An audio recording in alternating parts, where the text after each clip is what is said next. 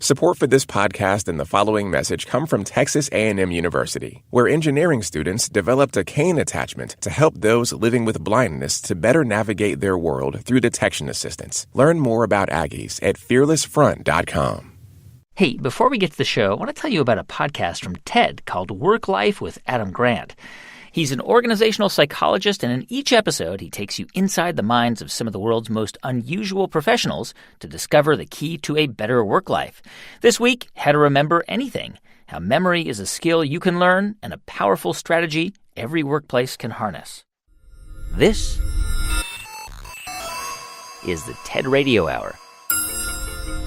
Each week, groundbreaking TED Talks. TED Talks. TED. Technology. Entertainment. Design.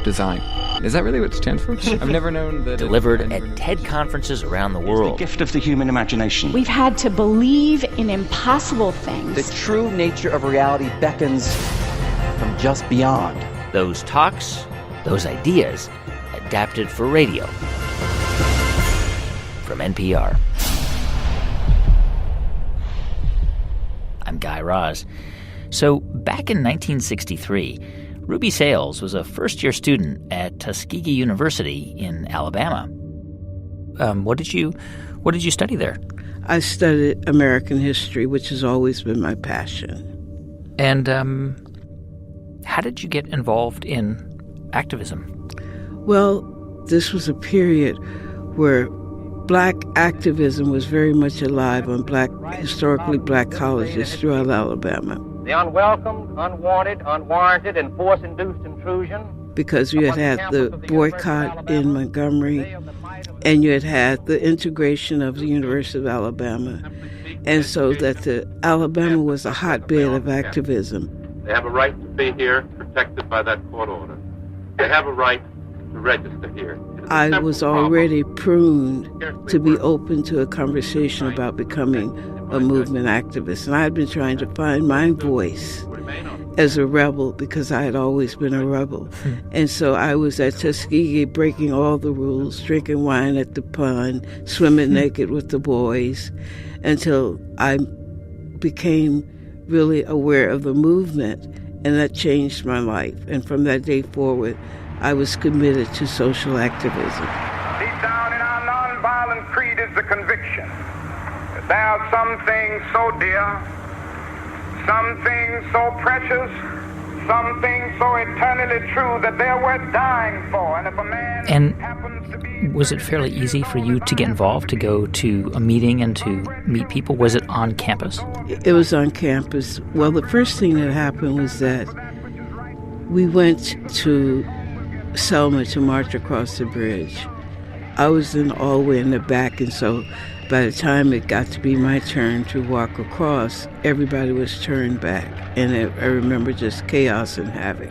And then with the beatings, the whole body of students at Tuskegee became more and more galvanized, and the dean of students arranged for us to have our first demonstration as a student body in response to the beatings on the Elmer Pettus Bridge at the Capitol in Montgomery. So the dean literally, in conjunction with the president of the student body, literally chartered buses for us to go to the Capitol to stage a protest. We're going to stand up right here in Alabama amid police dogs if they have them. We're going to stand up amid tear gas. We're going to stand and it was in that protest moment that I began to realize that the white world had a very different vision of who I was than what my community had taught me. And so it was at that moment that I realized, in the face of dogs, billy clubs, and charging horses, that white people hated me enough that they would kill me. Do you remember feeling fearful, energized? Absolutely. Both? Well, there's always a moment of fear when you face people who have weapons that can hurt you. But there's something about a movement spirit where you transcend fear and you become a part of something larger than fear. And so momentarily I felt afraid, but the fear dissipated in the face of the community energy and the resolve and the bravery of ordinary people on that bridge that day. That We are here and we are standing before the forces of power in the state of Alabama saying we ain't gonna let nobody turn us around. Later that year, in 1965, Ruby had another experience with the movement that would change her life forever. Here's more from Ruby Sales on the TED stage, and just a quick warning, what you're about to hear includes some violence and graphic language. I want to share with you a moment in my life when the hurt and wounds of racism were both deadly and paralyzing for me. And I think what I've learned can be a source of healing for all of us. When I was 17, I was a college student at Tuskegee University, and I was a worker in the Southern Freedom Movement, which we call the Civil Rights Movement. During this time, I met another young 26-year-old white seminarian college student named Jonathan Daniels from Cambridge, Massachusetts. We had come to Lowndes County to work in the movement, and on a hot summer day in August, Jonathan and I joined a demonstration of local young black people who were protesting the exploitation of local black sharecroppers by rich landholders who cheated them out of their money. And on the morning that we showed up for the demonstration, we were met with a mob of howling white men with baseball bats, shotguns, and any weapon that you could imagine. And they were threatening to kill us.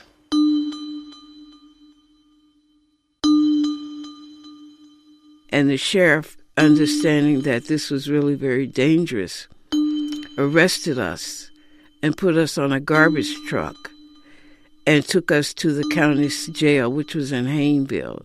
And there were 14 young women like myself, and the rest were young men. And Jonathan Daniels and Father Marsrow, who had come down, he was a priest, he had come down from Illinois. He was also arrested with Jonathan and the rest of the group that day.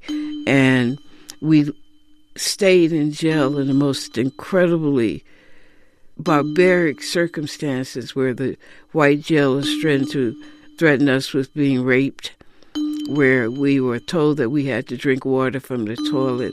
It was pure psychological warfare. And out of nowhere one morning, the sheriff told us we had to get out of jail. And we said, no one has posted our bail. Why would you make us leave? He said, get out of my jail right now or you'll be sorry. So against our better judgment, we left the jail. And it was one of those hot August days. I don't know if you know how the heat palpitates from the pavement in the South in August. And Jonathan Daniels, Father Marsrow, Joyce Beale, and I were designated by the group to go and get sodas for everybody. And so we walked down to the store, which we had always gone to the store, so we didn't think that we would meet any danger. And when we got to the store,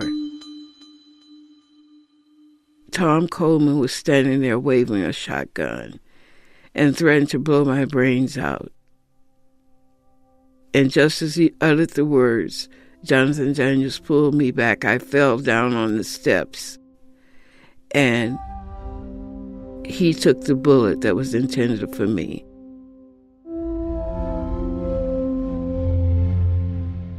And Father Marsrow was with Joyce Bailey, and seeing that Jonathan had been shot and he thought I had been shot also, he started running with Joyce Bailey. And he held her hands. I could see him out the corner of my eyes when I realized I wasn't dead. And he only let go of her hands when Tom Coleman shot him in the back. And so he lay in that hot Alabama sun, crying for water. I can still hear his voice today crying for water, and Tom Coleman was walking over his body with a shotgun, daring any of us to give him water. And he later on told us that he was taken to the hospital in a hearse on top of Jonathan's dead body, where he lay in a hallway of a hospital for hours because white surgeons would not operate on him.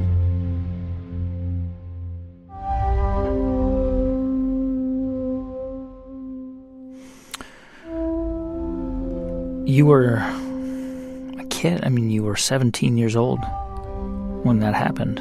And you describe how for 6 months you couldn't speak after that.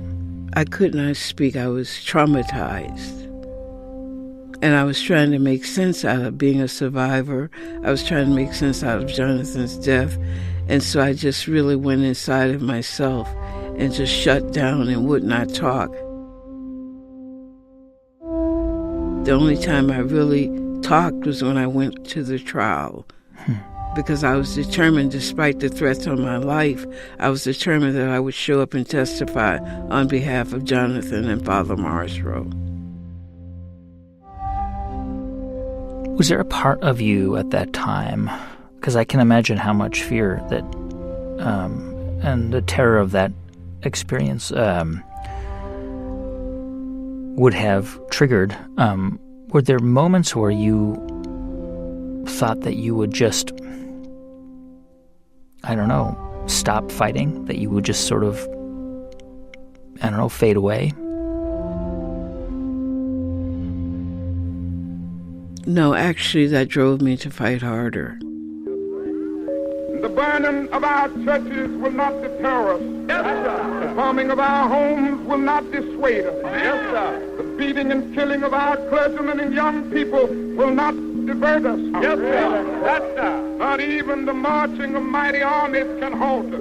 Yes, sir. We are moving to the land of freedom. Yes, sir. I know you're asking today, how long will it take? The world doesn't change on its own. It needs people who believe in an idea and are willing to fight for it, even against all the odds. So today on the show, we're going to explore ideas around activism, what motivates it, why it starts, and how just one person can make all the difference. The man who killed Jonathan Daniels was acquitted by an all-white jury. Father Richard Morrisroe, who was also shot, survived. And 17-year-old Ruby Sales, she committed the rest of her life to the call of activism while teaching the next generation to do the same. You know, Ruby, I'm wondering, when you work with younger activists today, do you feel like there's a sense of impatience? Because what you went through, the civil rights movement, that this was a decades-long struggle, still is. So do you tell younger people to be patient, or do you understand that sense of urgency? I think young people, it is the nature of young people to be impatient. That's what gives them the edge to change things. I'm not expecting a young person at 13 years old to have the patience that I have. That then breaks their spirits. I expect them to be demanding. I expect them to be ruthless in their demands. I expect them to push and to have high expectations. What I don't expect them to do is to give up when one demand isn't met. But I find it particularly refreshing that they have high expectations. But a 40-year-old should have learned something that a 13-year-old doesn't know. If we were to tell a 13-year-old to be patient, they probably would say what I said when people told me to be patient. Patience be damned. I want it now. And so I think we have to allow young people that edge. We have to allow them to be demanding. We have to allow them to push us. We have to allow them to say, no, not tomorrow, but right now. And then we have to let them see that it doesn't come right now. That's Ruby Sales. She's founder and director of the Spirit House Project. It's an organization dedicated to the fight for social and racial justice. You can see Ruby's full talk at TED.com. On the show today, ideas about how to change the world. Stay with us. I'm Guy Raz, and you're listening to the TED Radio Hour from NPR.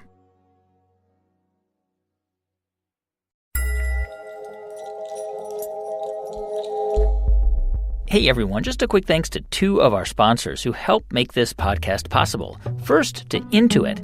If you run your own business or are just someone trying to get the most out of your money, Intuit has financial tools that help you achieve prosperity. Easy-to-navigate software like QuickBooks, TurboTax, and Mint help you take control of your finances so you can live the life you want. Learn more at Intuit.com. Intuit, powering prosperity. Thanks also to Mercedes-Benz, featuring the new A-Class with MBUX, Mercedes-Benz user experience that learns the way you speak to it and the way you drive, and then makes suggestions based on your individual behavior.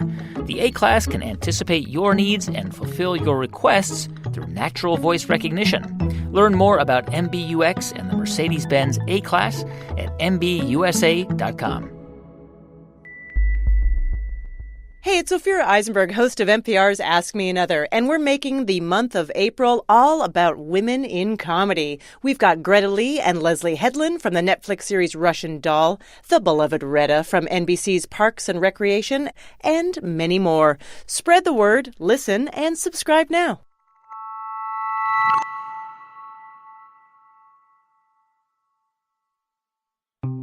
It's the TED Radio Hour from NPR. I'm Guy Raz. And on the show today, ideas about changing the world. Do you ever remember a time where you were so scared you almost wanted to stop? Well, I remember being very scared, but I never wanted to stop. I was terrorized at my home, threatened with guns, and then, of course, beaten by the police in San Francisco very severely to the point that I almost died. But the thought of stopping has never entered my mind. This is Dolores Huerta. She's a labor leader and a civil rights activist, and the co-founder of United Farm Workers. Around the same time Ruby Sales was involved in the struggle for civil rights in the South, Dolores Huerta was organizing migrant farm laborers in California, fighting for better pay and working conditions. Dolores has been an activist for over 60 years. She actually just turned 89. But even today, she's still pushing for people to get involved. I have so much faith in the organizing model that if you can just reach people and talk to them and meet with them and show them that they have power, convince them that they have power, this is such an important element because if we're going to keep our democracy alive, people have got to get involved and they've got to understand that they have responsibility to participate and that they can make a difference. And for Dolores, she discovered her own power to get involved back in the 1950s when she started working in California with a man named Fred Ross. Here's more from Dolores Huerta on the TED stage.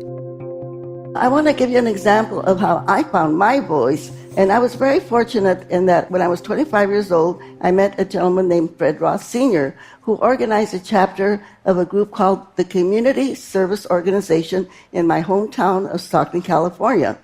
This was a grassroots organization, and I was recruited to be a volunteer.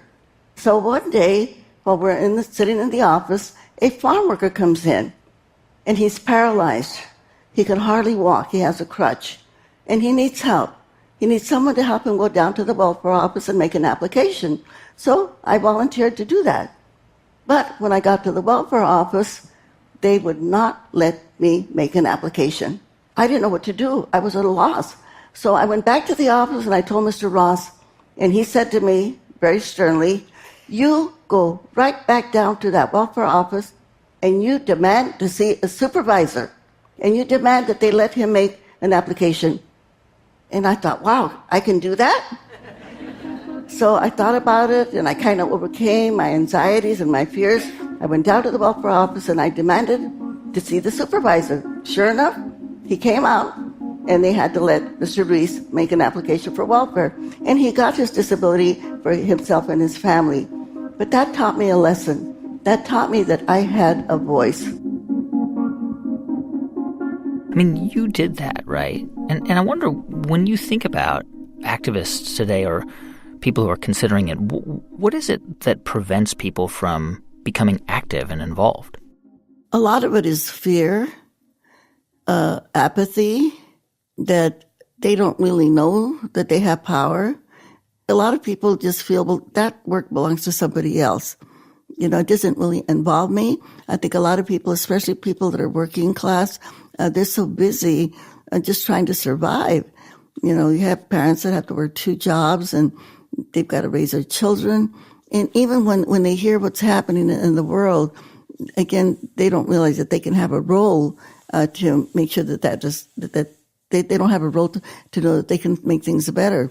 And I think that's why a lot of times it's hard to get people to vote, because many people get cynical. They don't feel that if they vote that it's going to make any difference. And so it's just we have to do a lot of education, civic education, to make people understand that they can make a difference. I want to give you an example of a woman in our foundation, just to show you that sometimes people, they have power, but they don't know it. So Leticia Prado is an immigrant from Mexico, only has a 6th grade education, and speaks very limited English.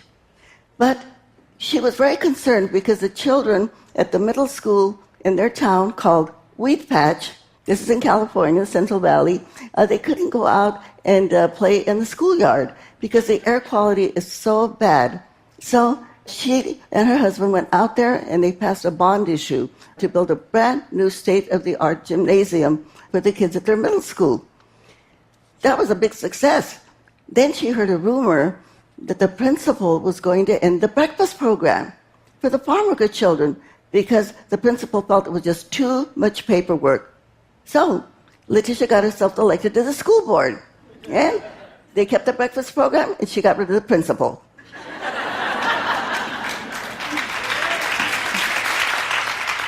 And this is just an example of a woman who never went to high school, never went to college, but she found her power. We recently had midterm elections here in the United States of America, and what did we see? We saw that so many more women, young people, people of color, LGBT folks were all elected to public office. And so we now see that we have this potential.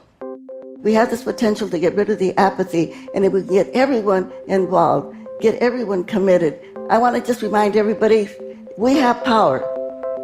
But in order to achieve the peace that we all yearn for, we've all got to get involved. Dolores, a lot of young people are looking at our political climate and they're impatient, right? There's a sense of urgency that things have to change quickly. Do you think, based on your experience, that activism and social justice require patience? I agree with the young people. I do think that we have to move a lot faster than what we have been moving in terms of social justice issues. But at the same time, the young people have to understand that we have to institutionalize some of these demands that we want and some of the changes that we want. So it's not just about protests. It's about making sure the things that we want to change are embodied in some kind of legislation, some kind of a law. There is a difference between organizing and mobilizing. You can mobilize people very quickly, like we have seen in these massive marches that we've seen, like the Women's March, when people are of the same mind or if they understand the issues. But in order for people to get mobilized, they've got to be organized to begin with. They've got to be educated on the issues. So I think if we can somehow expand our organizing model, sit in people's living rooms, talk about the issues so that they can understand what's going on, then we get more participation in terms of activism. As you look toward the future, are you as optimistic today as you were when you began as a 25-year-old community activist? Like, do you think you were more optimistic then? I am still very optimistic. And the reason I'm optimistic is because when it comes to knowledge and it is accessible, people can't hide. So many of these inequities that we face in our society, they're not only visible, but they're accessible, so you can know who the players are. So I feel very, very optimistic, actually. I think we're going through a hard moment right now, just like we did in the 60s. But because we are in this difficult moment, a lot of more people are coming out of their apathy. A lot more people are getting involved. And especially you see a lot of women getting involved. And, to quote Coretta Scott King, who said, "We will never have peace in the world until women take power," I see that happening. That's Dolores Huerta, labor leader and civil rights activist. You may have also heard of the other co-founder of United Farm Workers, a man named Cesar Chavez. You can see Dolores's full talk at TED.com.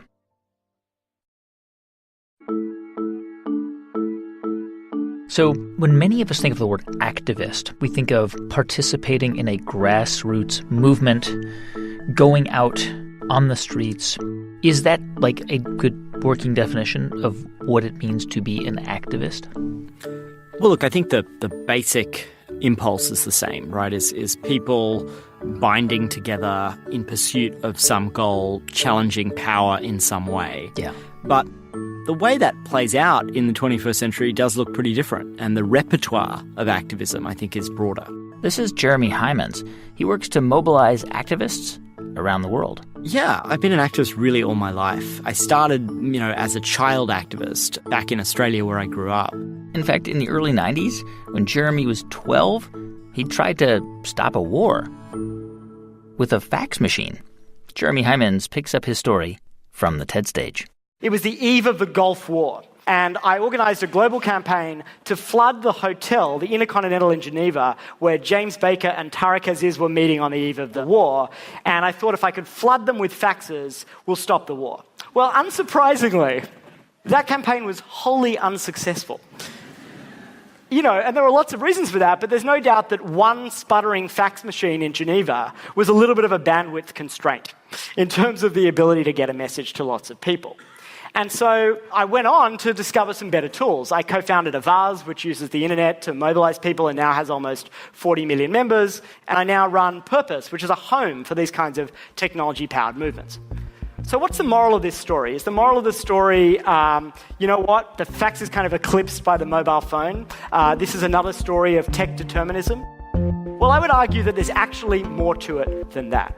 I'd argue that in the last 20 years, something more fundamental has changed than just new tech. That there has been a fundamental shift in the balance of power in the world.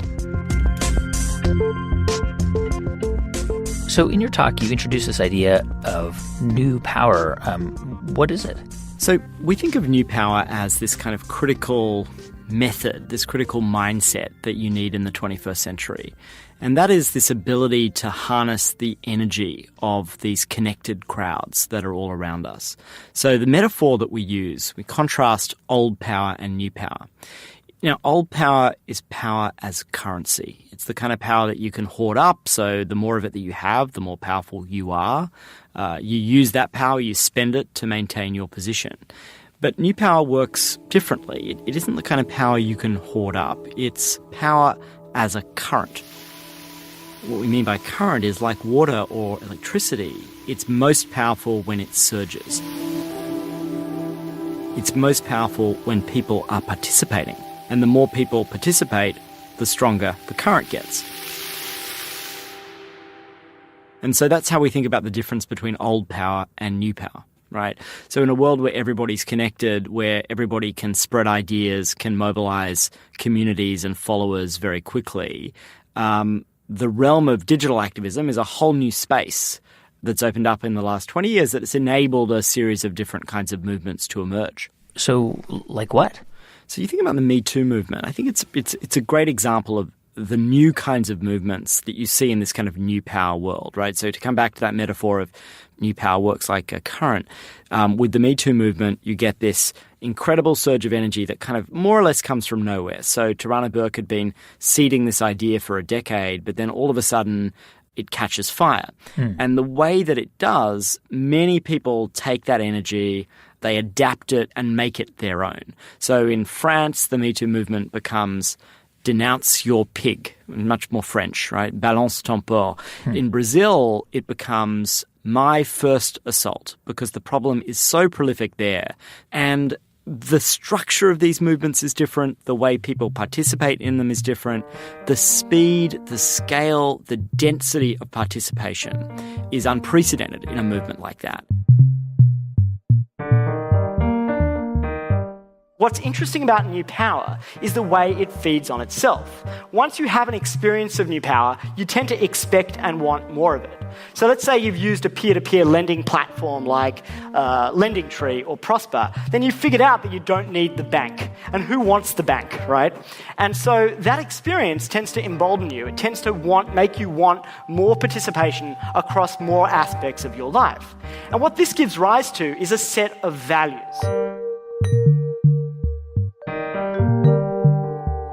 So if you were thinking about something like the civil rights movement, and you were to sort of say, okay, this is what it would look like today under a new power structure, what would it be? I think you could look at Black Lives Matter. The founders were women.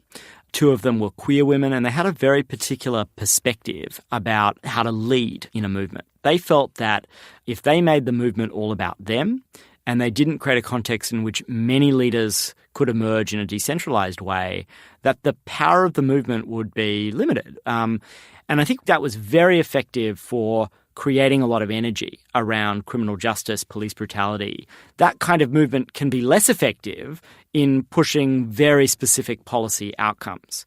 And that's where you kind of need almost like a relay between old power and new power, where new power creates the energy, creates a lot of decentralized activity, spreads an idea, and then old power institutions can sort of help push that into, for example, a state house legislature, where you've got to do sort of particular kinds of gritty work in order to get a particular bill passed. The most effective movements today are combining old power and new power. Now, the NRA is a great example of this, right? It's got a brilliant old power strategy. It's got a fearsome brand. They project this power. They project this ability to change an election. And at the same time, they're very good at new power, at kind of releasing control, cultivating the energy of their supporters. And those supporters go far beyond the people who pay dues to the NRA. And what they do is they basically cultivate that energy. They fund little blogs and gun clubs and local activists. And then they essentially see the stuff that's bubbling up, the stuff that's taking off. And then they bring some of their old power, might, and resources in, and they really amplify it. So you're talking about really big movements, right? But what about like on a smaller scale? Because it's almost a truism that the squeaky wheel is always going to get some grease, right? But in the past, to be a squeaky wheel, you had to show up. You had to be a pain in someone's butt, right? Yeah. And today, if you want to be a squeaky wheel, it's not that hard to mobilize people quickly to irritate somebody to the point where, a politician or a journalist or somebody in the public eye is going to respond and react as a result of your complaints. Exactly. And companies and organizations still haven't quite learnt how to respond to these huge kind of currents of new power. Institutions are good at dealing with other institutions. They're not very good at dealing with movements. And I think you're also right that anyone can be a squeaky wheel. I mean, I think one of the fascinating things, if you're a kid today, what you're learning every day are these skills of mobilization. Every kid has followers. Every kid is thinking in a way about how to build community around the content that they produce. So that's why it's so much easier now for anyone to take that up. And that, unfortunately, is also why it's easier for extreme ideas to spread. Mm-hmm. But, it also gives me a lot of hope because, kids today, and we saw this wonderfully with the Parkland kids, are using these skills to fight for justice. Digital activism is an entree to those more committed forms of activism. I think that the version of activism that we have maybe in our heads, the version that maybe we tell stories about in our films, is an incredibly important form of activism. But it's not the only form of activism that matters, and it's not the only form of activism that has brought about change. So we need all these kinds of participation. That's Jeremy Hymans, co-author of New Power. He's also the CEO of Purpose. It's an organization that helps build and support movements around the world. You can see his full talk at ted.npr.org. ted.org. On the show today, ideas about changing the world. Stay with us. I'm Guy Raz, and you're listening to the TED Radio Hour from NPR.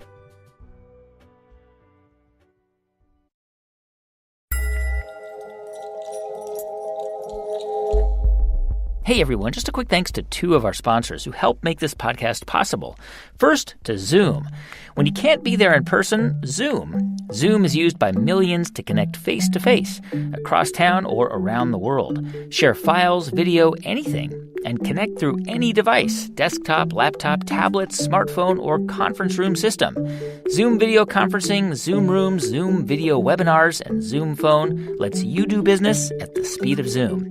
Visit Zoom online to set up your free account today. Meet happy with Zoom. Thanks also to First Republic. Buying a home can be a complicated process. With First Republic by your side, you have one less thing to worry about. From budget planning to closing the deal, they have the expertise to make your home buying experience seamless. Whether it's for your first home or your dream home, you can count on First Republic. Learn more at firstrepublic.com. First Republic Bank, member FDIC, and equal housing lender. And before we get back to the show, I want to share some news about the other podcast I host, How I Built This. We're returning to San Francisco for the second How I Built This Summit, supported by American Express. I'll be joined there by founders of companies like Instagram, Slack, Away, Bliss, JetBlue, and many, many more. Visit summit.npr.org to learn more, and I hope to see you there.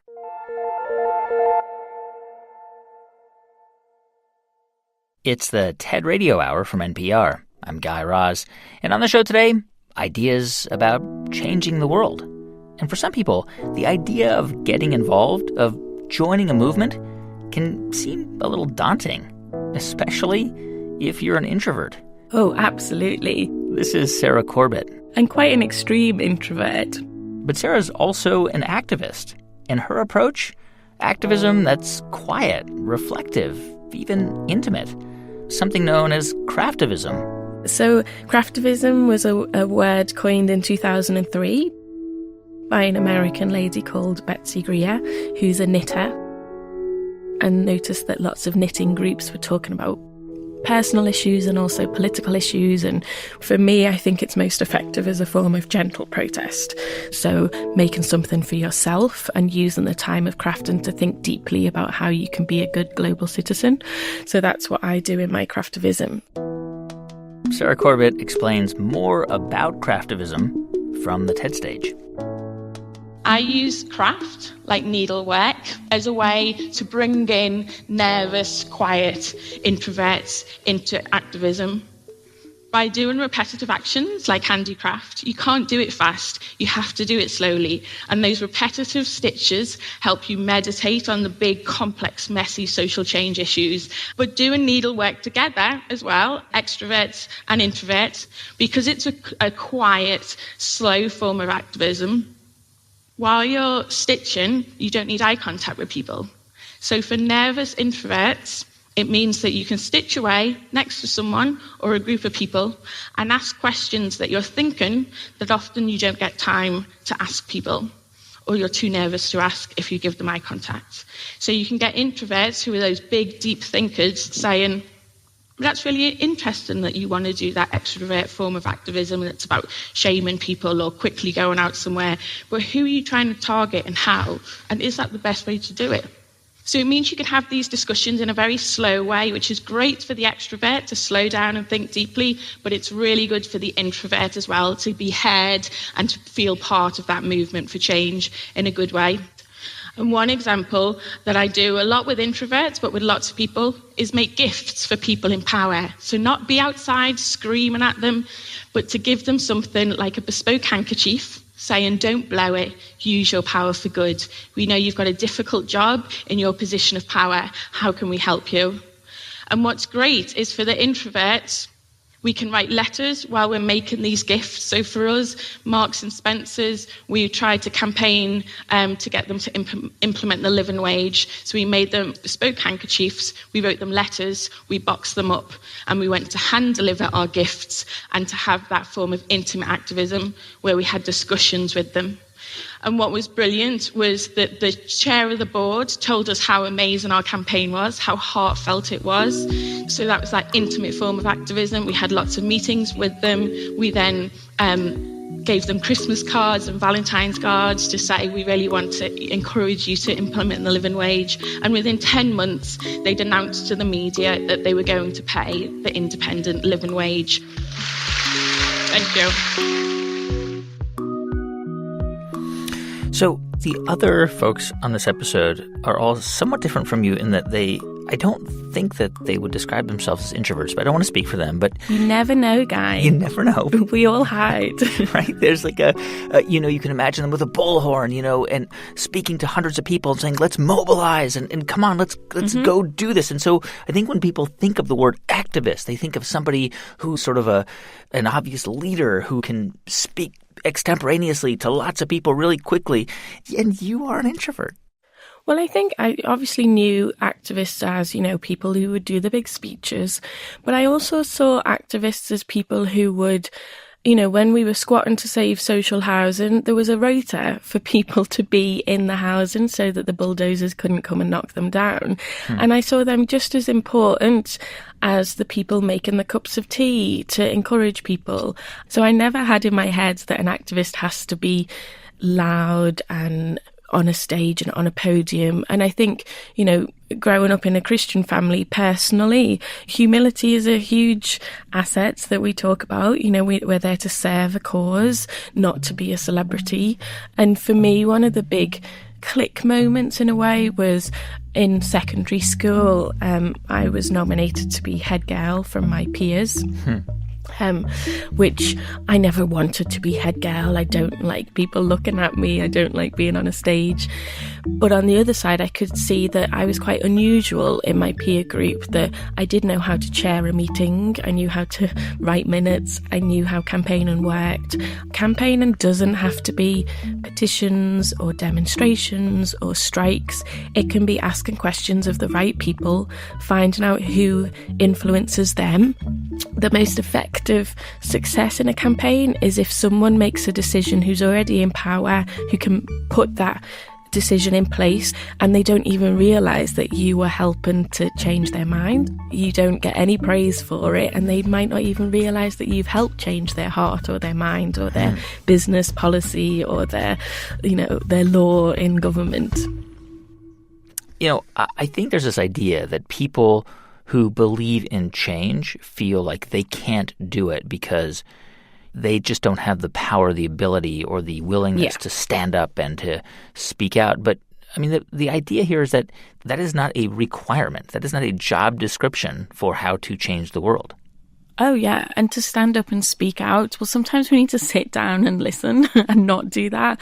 And also campaigning can take a long time. Everyone loves my Marks and Spencer story because it's nice and compact and shiny and it took under a year.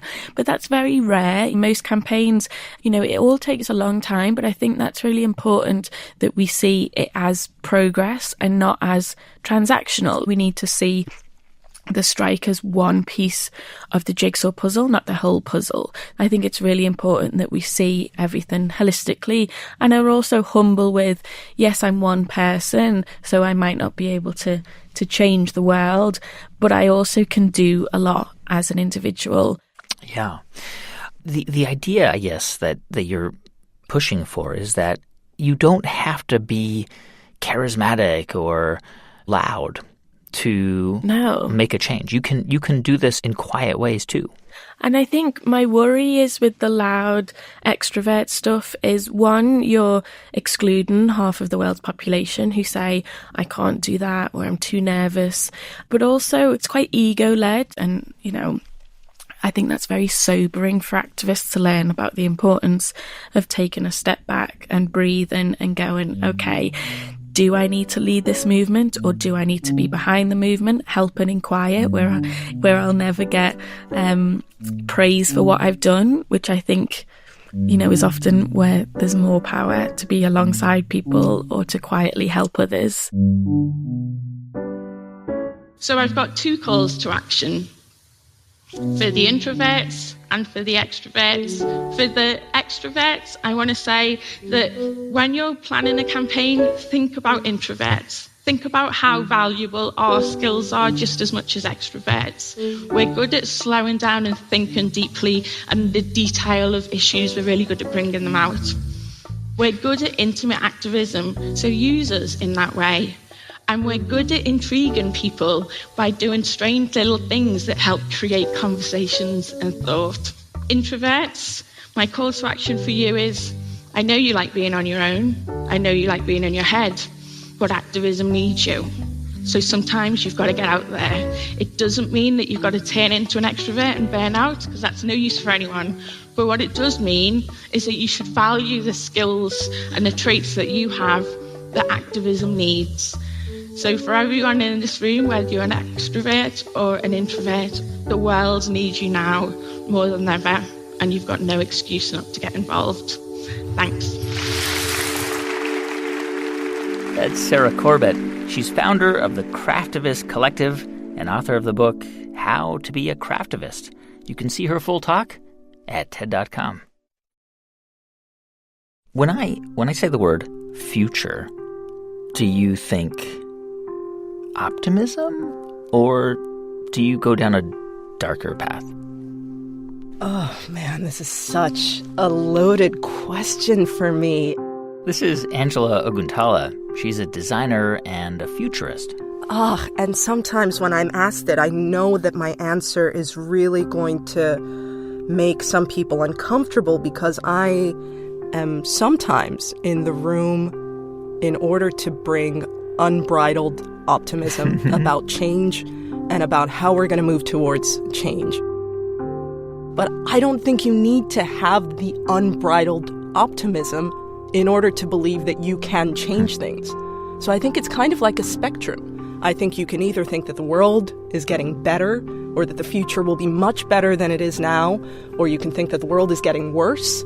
But that continuum isn't as important to me, actually, as this idea of, do you think you have agency in this world that is either getting better or worse?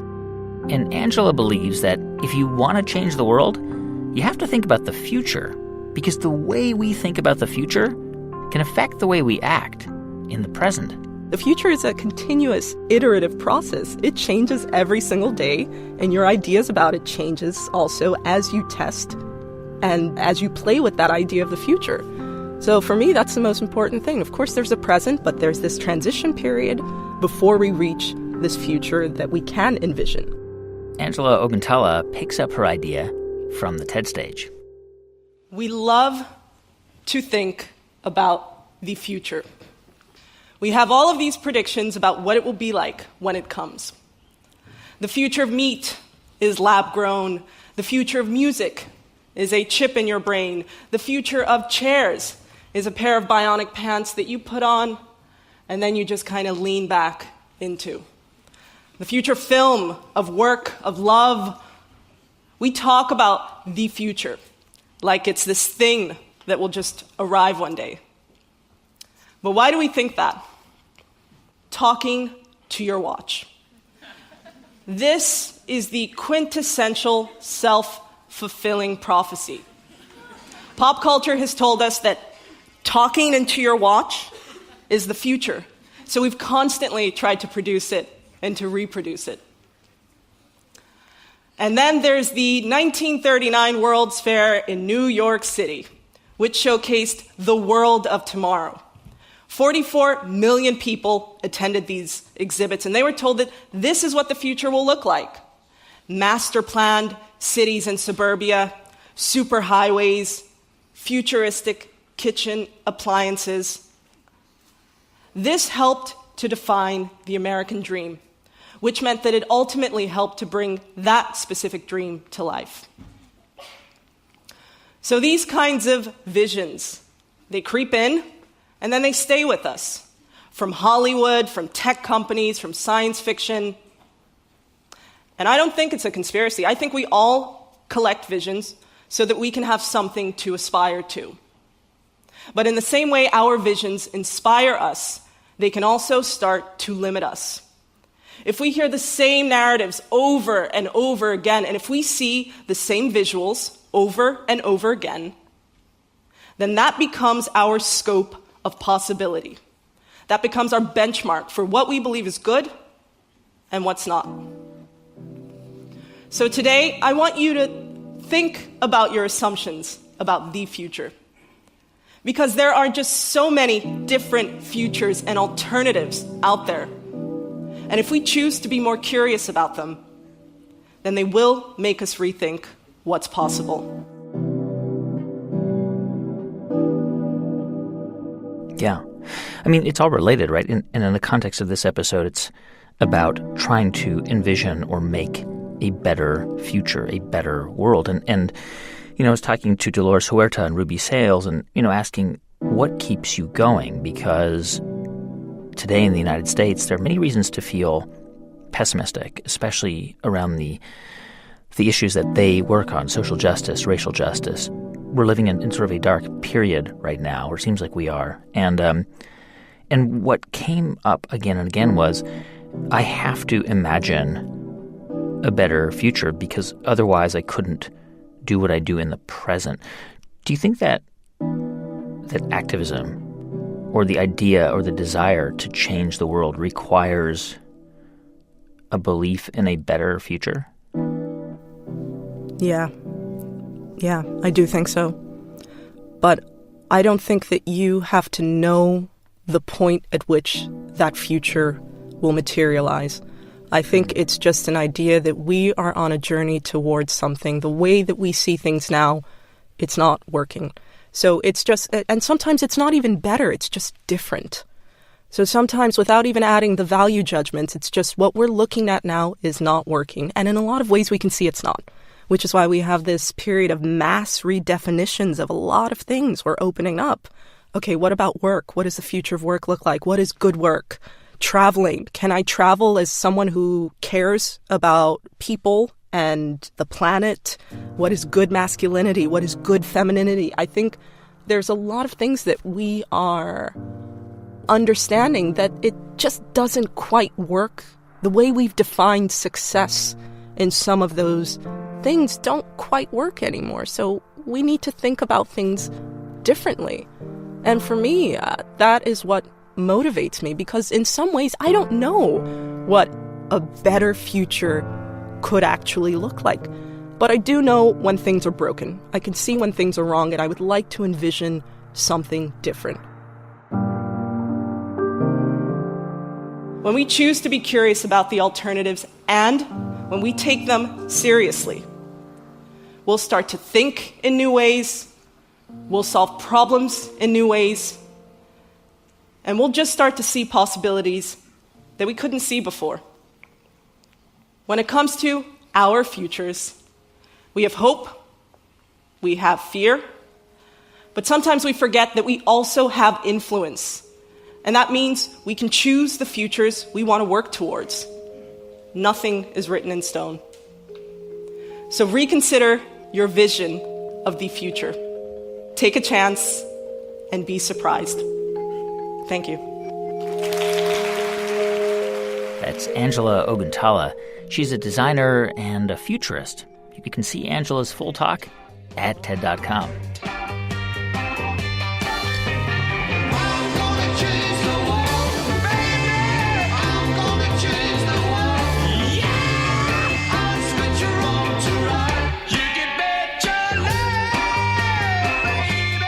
Hey, thanks for listening to our show on changing the world this week. If you want to find out more about who is on it, go to ted.npr.org.